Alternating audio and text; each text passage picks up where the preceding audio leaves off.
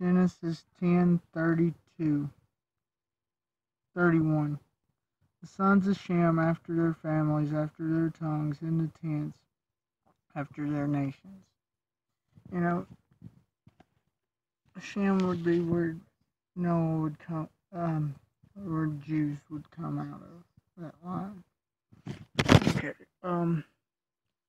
Hosea 13. Wait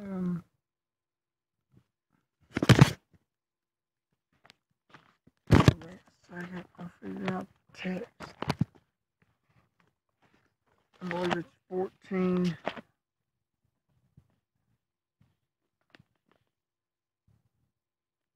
13, 15 through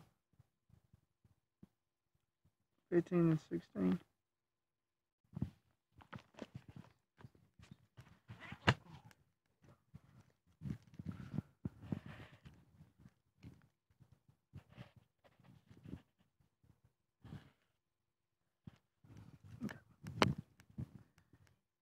Hosea 13, 15 and 16. Though he be faithful, though he be fruitful among his brethren, so the bear fruit, this is a sign of blooming. Spiritually speaking, this is a sign of God's presence in the presence.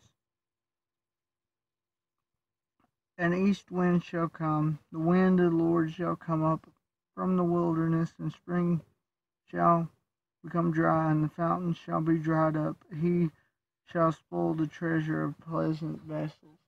So kind of, you're fruitful now, but because you're not seeking me type thing, you're going to dry up.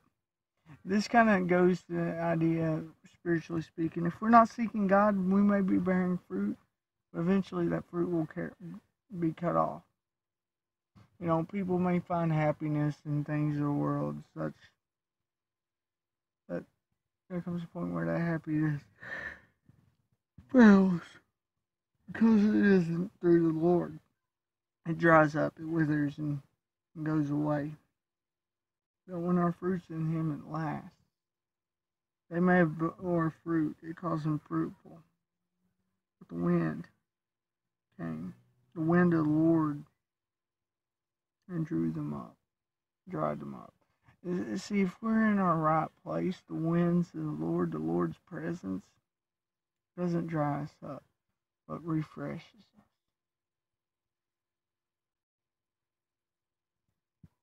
Verse 16. Samaria shall become desolate, for she has rebelled against her God. Samaria would be later